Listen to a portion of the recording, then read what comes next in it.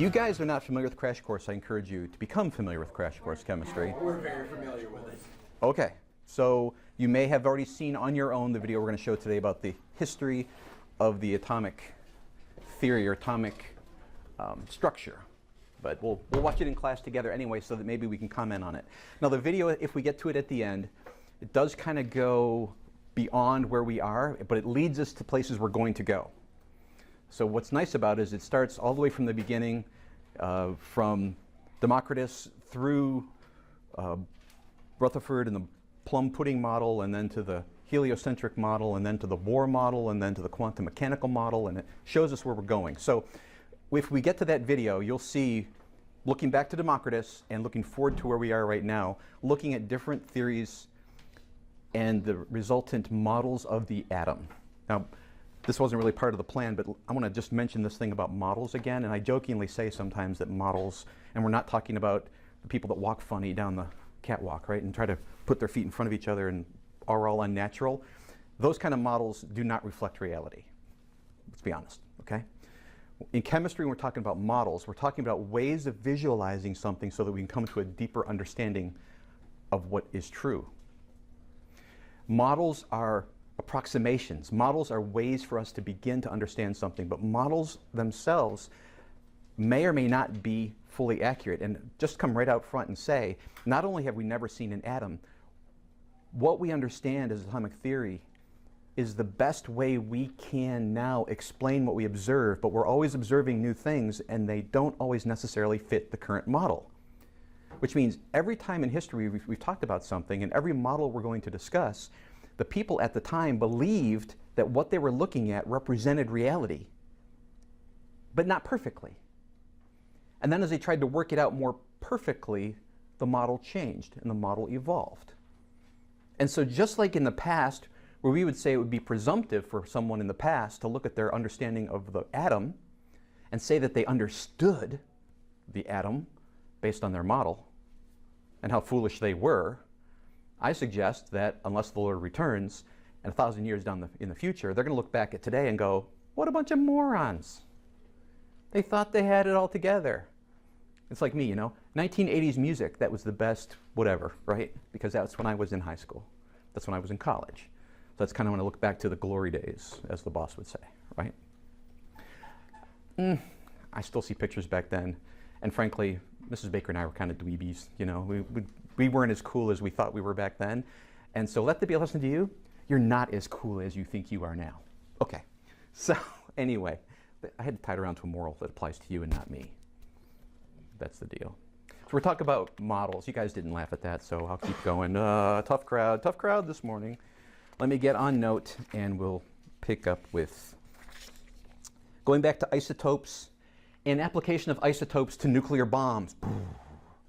Okay, what is an isotope? We covered this yesterday. Just refresh my memory. What is an isotope?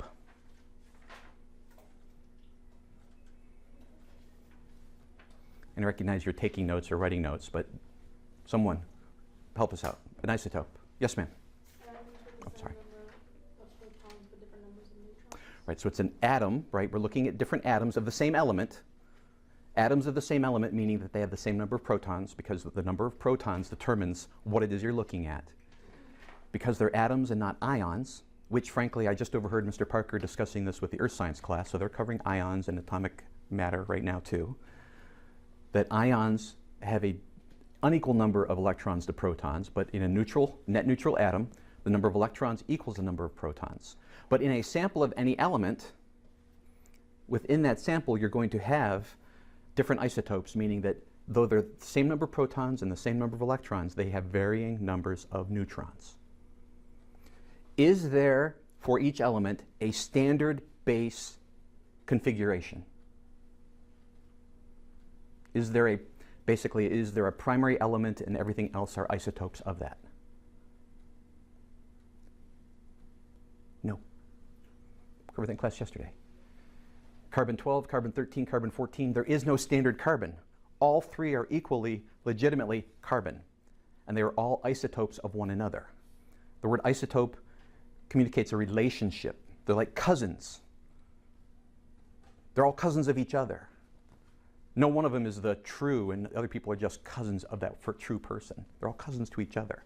And so isotopes, the term isotope refers to atoms of the same element that have varying numbers of neutrons. Chemically, they react almost exactly the same. Matter of fact, for our purposes, they react exactly the same. The only difference is the mass. And as I said, we're going to learn that chemistry is based upon the interaction or resulting interactions due to electrons. Every one of them has the same number of electrons. Everyone has the same electron configuration. Every one of them has the same number of protons. So they've got their identity, they've got their chemical reactivity based on electrons. All they have is a different number of protons. Now, nuclear bombs, if I said, what do you need for a nuclear bomb? You'd say uranium. Okay, most of us know uranium is involved in nuclear weapons. However, there are 3 primary isotopes of uranium. 99.3% of all uranium is uranium-238. Okay? 238 is the atomic mass number. What does that number represent again? The atomic mass is what? How do we, if I have the atomic mass, I can determine how many neutrons I have, right? Because the atomic mass is equal to the number of protons plus the number of neutrons. That's the atomic mass. The atomic mass of uranium, 238 and 235 and 234, the 3 primary isotopes of uranium. In order for them to be uranium, however, they all have to be uranium, and they're uranium because they have 92 protons in the nucleus. So every one of these uraniums have 92 protons. What they have is a different number of neutrons to give them masses of 238, 235, and 234. And remember I said yesterday that the number for the atomic mass on most charts goes out to a decimal place, tenths, hundreds, or thousandths. That's because it's a weighted average. That doesn't mean you have 1/1000th of a neutron in the nucleus. What that means is sometimes you have one number, sometimes you have another number. What's the average? Well, if I did the math this morning just to check it out, and according to Excel, if I take 0.993 times 238 plus 0.0007 times 235 plus 0.0001 times 234, and I add those products up, I get 238.0001, which is 238. So uranium-238 is not uranium-238 because 99.3% of it is 238, but the weighted average of all 3 of these comes out to be 238. Well, frankly, there's so many atoms. If I had a handful of uranium, so many of those atoms would be uranium-238 that it's going to rule the day. The difficulty is, for atomic weapons, is that the way we understand to make atomic weapons now, uranium-235 is what you need for detonation, to have that nuclear reaction. It's not uranium-238, it's not uranium-234, it's uranium-235. It has to be uranium-235. And why is physics beyond the scope of our course, okay? Just embrace it, uranium-235. The problem is, naturally occurring uranium-235 is only 0.7% of all uranium. And you can't get more of it simply by adding more uranium. I mean, you will get more of it, but the percentage of it stays at 0.7%. If I have a handful, I've got 0.7%. If I get a truck full, I've got 0.7%. If I have a barge full, 0.7%. And the deal for the reaction is it's not based upon how much you have, it's what percent you have. And so for nuclear reaction, what we have to do is take uranium and we have to increase the amount of uranium-235 in any sample upward. We need more of it. And actually, you maybe have heard of the Manhattan Project during World War II. That was the piece that these scientists were able to do. These gentlemen were able to figure out a process to take a sample of uranium and enrich it. This isotope enrichment is what it's called. To take a sample of uranium and in a given sample increase the percentage of uranium-235, and they were able to bring it up to 7%. So there was a 10 times increase in uranium-235, and by getting it to 7% of the sample, that sample then was able to detonate and cause a nuclear reaction. Now here's the deal. Making an atomic bomb is something that even you could do by Googling it, watching a couple YouTube videos, going to a hardware store for most of the material, and building it. Building a nuclear bomb is easy. It's getting the fuel for the nuclear bomb that's hard. Okay? So every time we talk about people in the world who are seeking nuclear weapons, whether it be a state sponsor, like right now the issue with North Korea, or whether it be lone wolf terrorists, building a bomb in your garage, a nuclear bomb in your garage, is easy. You just don't have any fuel to put in it to make it go boom. The hard part is getting the fuel. That's where state-sponsored terrorists, where a terrorist group that can build the bomb but needs the fuel can then contact the state, like Russia, or hypothetically Russia, hypothetically China, or someone like that, and say, I've got the bomb, I just need the stuff to go boom. And they provide them the stuff. Because more countries have figured out how to enrich. That's the big secret for nuclear weapons. Not how to build the mechanical bomb, how to enrich the uranium so that you have enough uranium-235 to make it go boom. Okay? Any questions on this idea of enrichment, what that means? Okay? Increasing in a sample a particular isotope. How do I take something that has a uranium-235 is too diluted and get more of it in my sample so that's a high enough percentage to make the whole thing blow up? All right.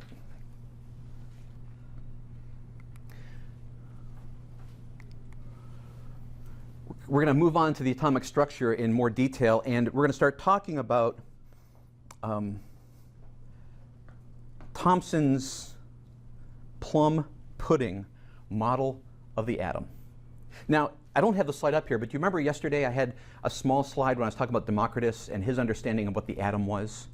What did the early Greeks, how did they visualize atoms? Do you remember? Not only was it whether it was continuous, but for those that thought of it as discontinuous, that they had particular shapes, that there was something about the character of each individual atom that made it act the way it did, whether the surface was smooth, or whether it was rough, whether it had hooks like Velcro, or whether it has ball and sockets, and all these different ideas of what the little pieces must look like. And they're trying to make it look like big things that they knew in the world. Okay? That was an early model to try to understand what they knew. And they knew, relatively speaking, very little. But in their minds, they knew a whole lot more than their ancestors did, right? Well, from 2400 BC up until the 1800s, actually no, excuse me, correction, from about 600 BC till the year 1800s, about 2400 year span, that idea was basically there. People didn't really question it. It was what we did yesterday, talking about the cathode ray tube and things like that, that really started to advance this idea of, wait a minute, let's try to model this. Let's try to understand what matter really is. Let's try to understand what an atom really is.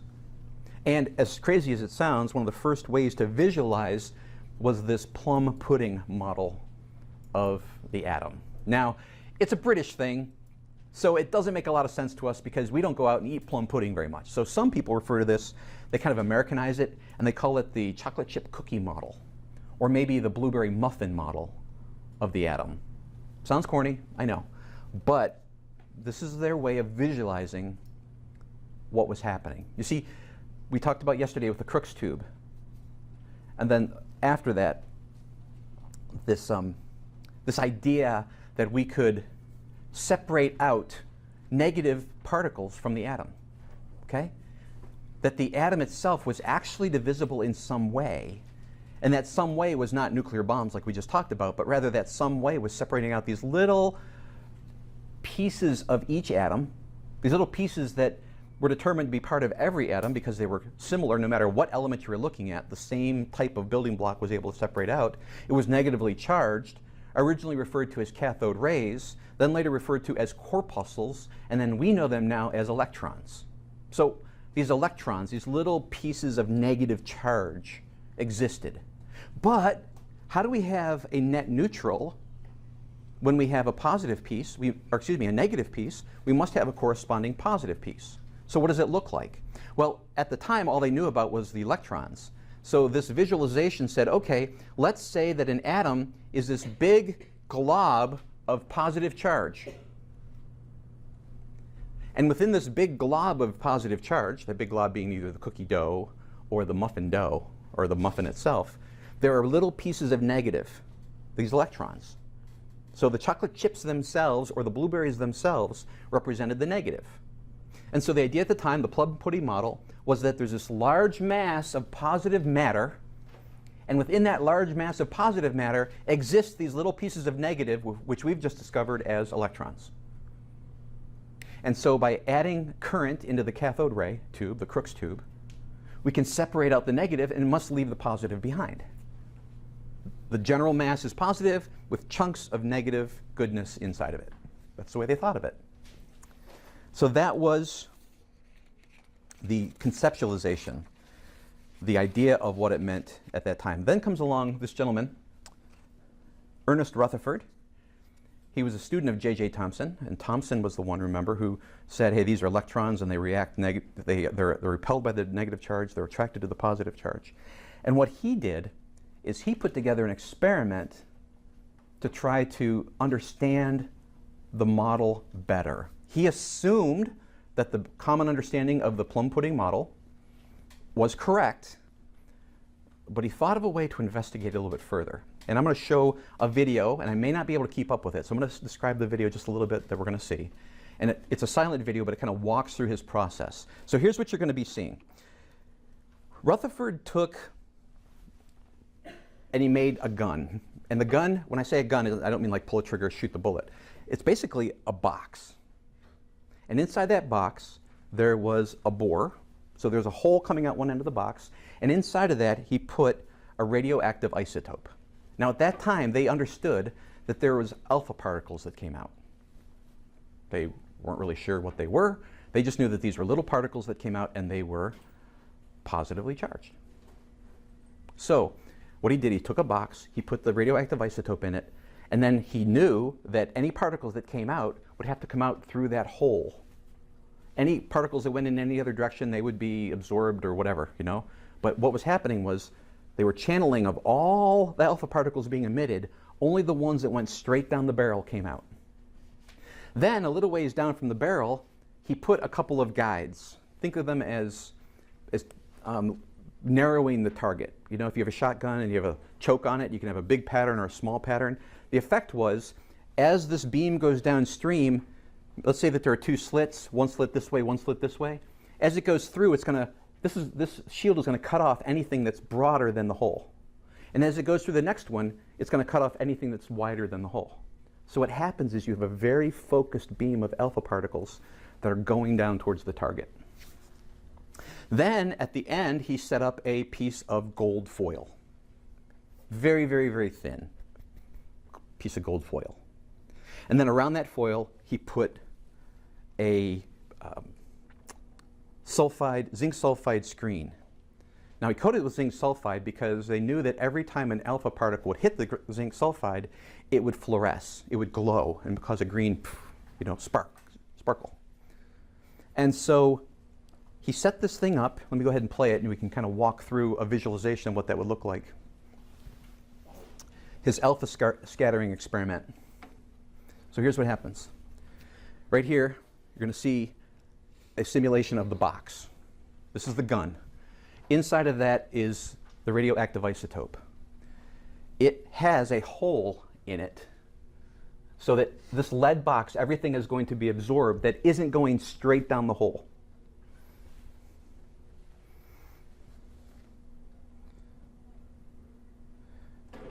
They're going to show a green beam coming out that's representing the alpha. So there's your radioactive isotope.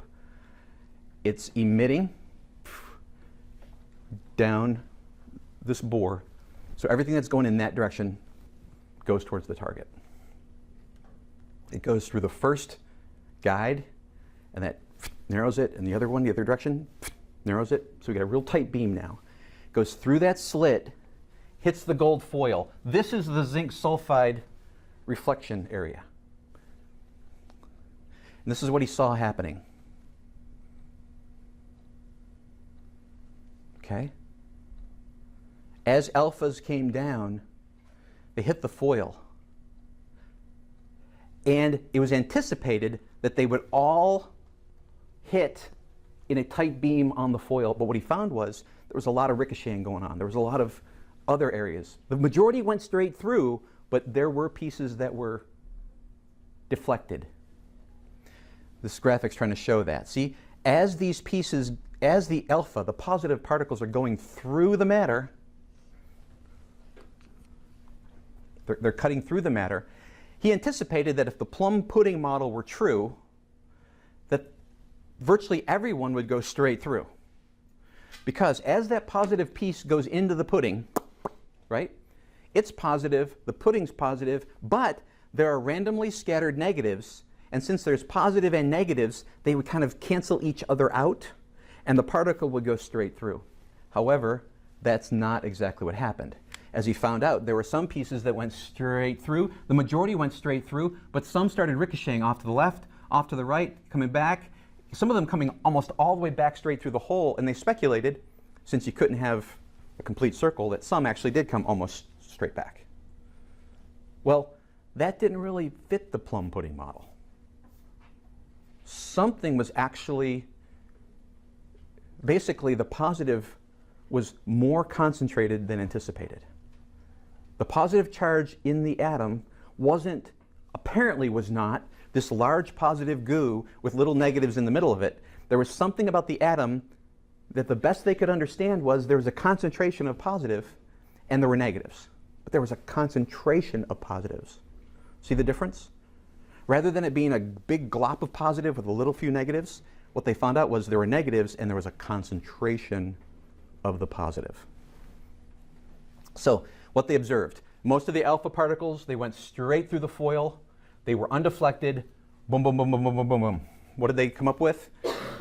The atom is mostly empty space. I told you before, most of everything is nothing. Comes from this experiment. Most of everything is nothing. If the plum pudding was right, most everything would be positive matter. But that's not what they found. So most of everything is actually nothing. Second, some of the alpha particles are deflected at little small angles. And so the hypothesis was, or the interpretation, that the nucleus is positively charged, just like the alpha particles are positively charged. Okay? But occasionally, an alpha particle would travel back from the foil, come back in this direction, not just simply deflect a little bit, but come all the way back. And their interpretation of that, again, maybe beyond the scope of this class, but that the nucleus carries most of the atom's mass. There's something very massive and something very positive in the middle of each atom. And so,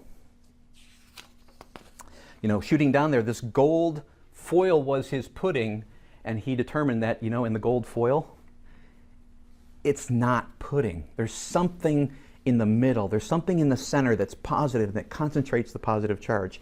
And that's where this idea, rather than it being positive pudding with negative electrons like Thomson was working with at the time, here Rutherford says, okay, I've got this idea of an atom, but the negative is spread around, but the positive is not generalized.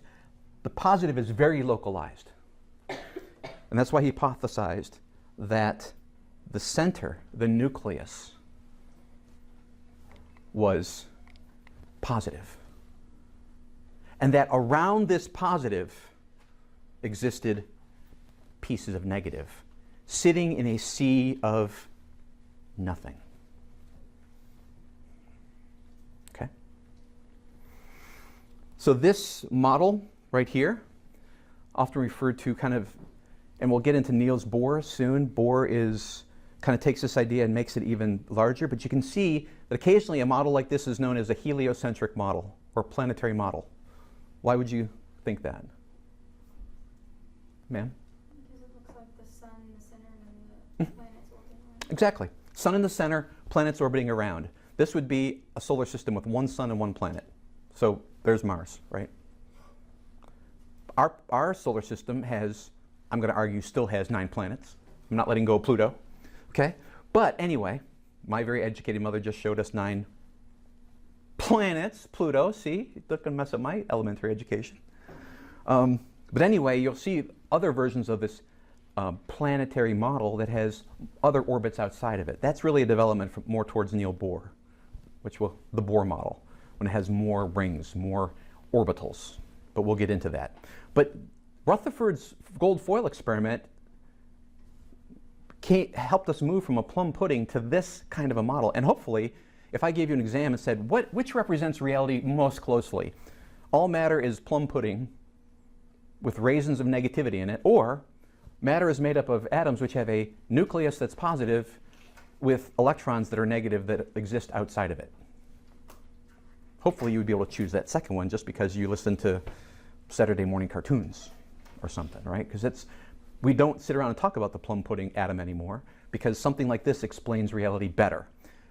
Nowhere near to being where we are today in our thinking, but we have to learn these models in order because it's almost like this doesn't make sense if you don't learn plum pudding. The next doesn't make sense until you learn this one. The next one doesn't make sense till this one. If we jumped right into the quantum mechanical model of the atom, you guys would be like, and frankly, that's what they do in the crash course we're going to watch.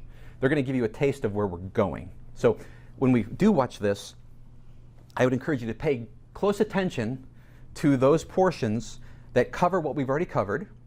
I believe they go into Chadwick a little bit, talk about the discovery of the neutron and how we did that. That's good stuff to listen to, too. Everything that they cover after that, the vast majority of that we're going to do, but it's in the future, OK? You've got a little bit of breathing room. Don't feel like you've got to be even understanding some of the stuff they're talking about. You will when we get there, but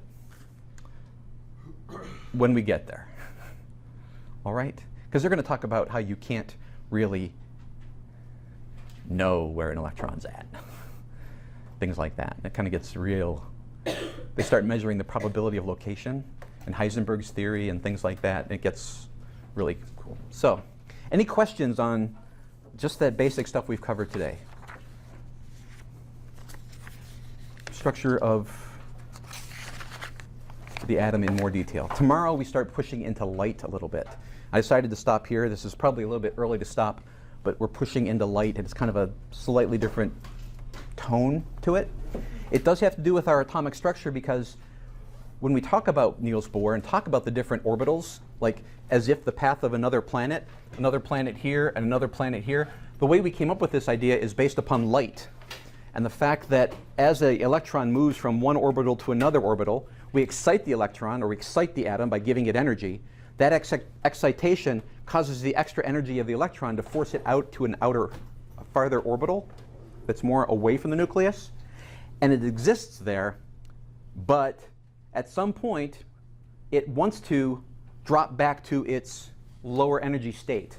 And when it drops from an outer orbital back into an available slot at an inner orbital, it emits light.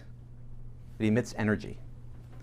Now, that's cool in and of itself, but you want to know what's really cool about the whole thing?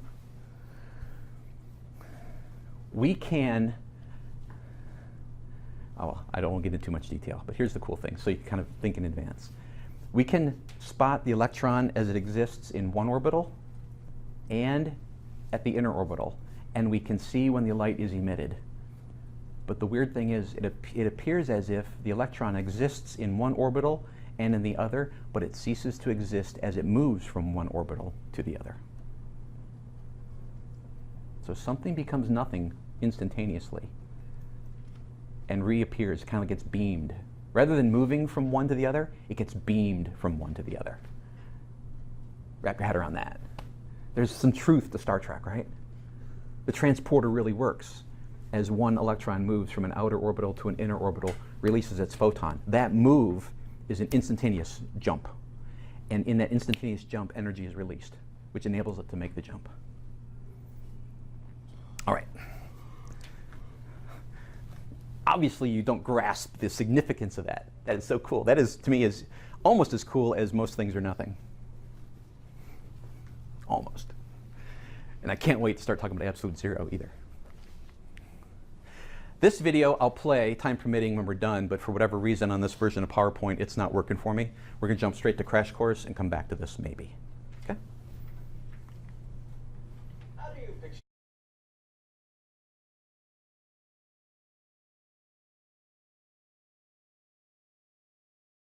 Michael Aranda is our sound designer, and Dog Cafe is our graphics team. Good stuff, huh?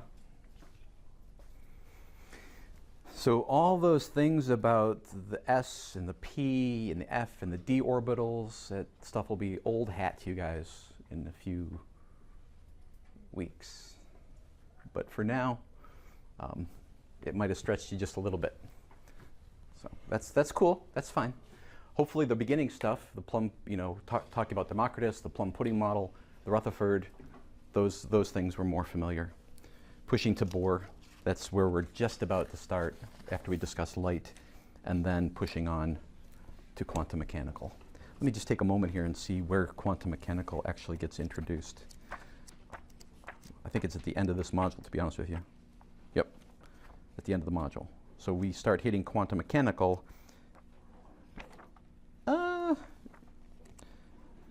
Actually, it's a lot closer than I thought. Let me just take a moment here. We do light for about 10 pages, and then we hit the quantum mechanical model. So the SPDF orbitals, that stuff will be making a lot more sense to you in about a week and a half.